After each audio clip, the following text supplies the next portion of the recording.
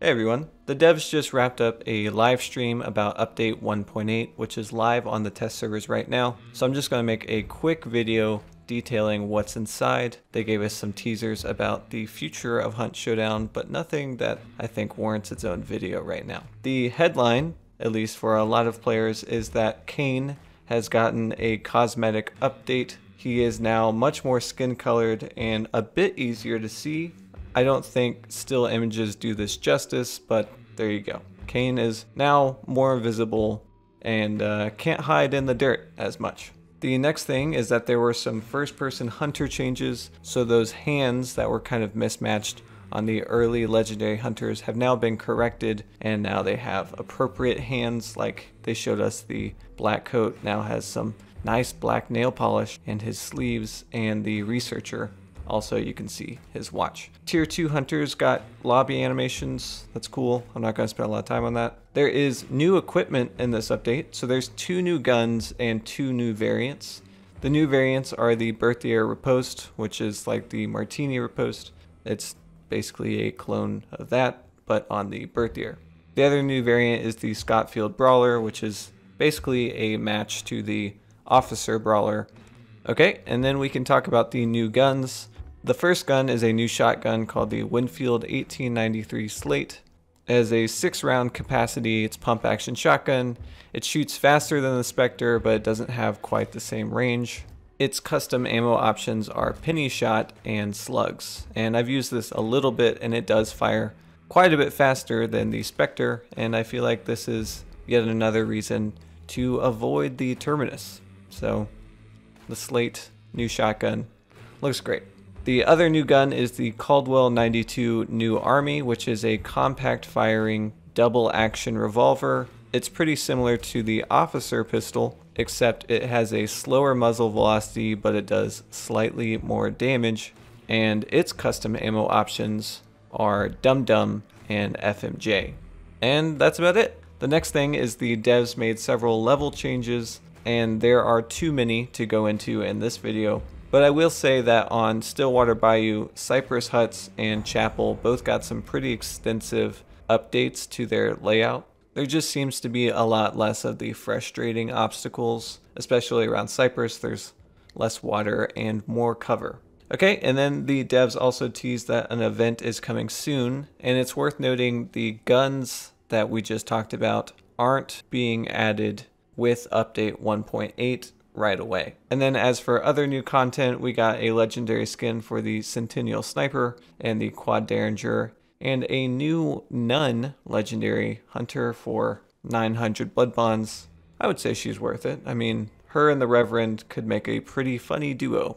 And the big focus on this update is really about performance. So they've added a new diagnostic tool. Well, it's not new. A returning diagnostic tool called the Lightweight Profiler, and if you are struggling to get good performance, you can turn this on. Again, it's in the patch notes, just check that out, and that can help you diagnose what the problem is and send that file to the devs. They also tweak some of the environment, interactables, and AI behavior, and these should mean that there is more performance in those areas, but try it on the test server to find out.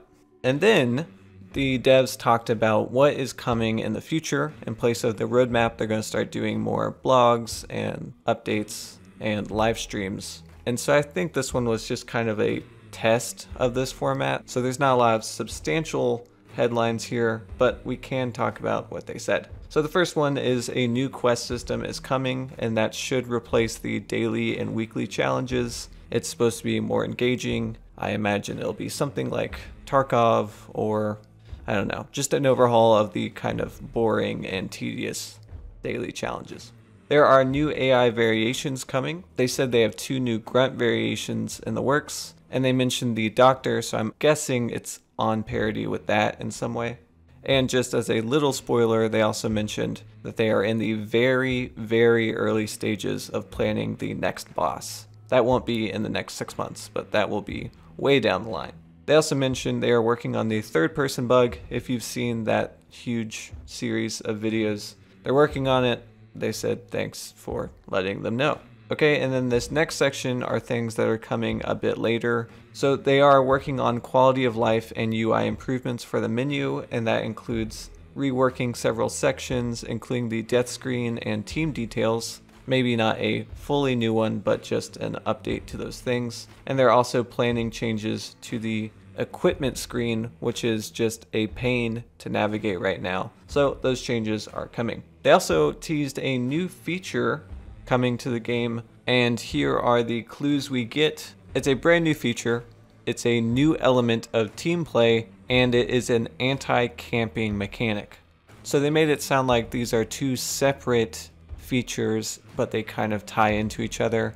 So it's a new element of team play and an anti-camping mechanic. I don't want to speculate what those things might be in this video, but it would be a good question for maybe an at-home.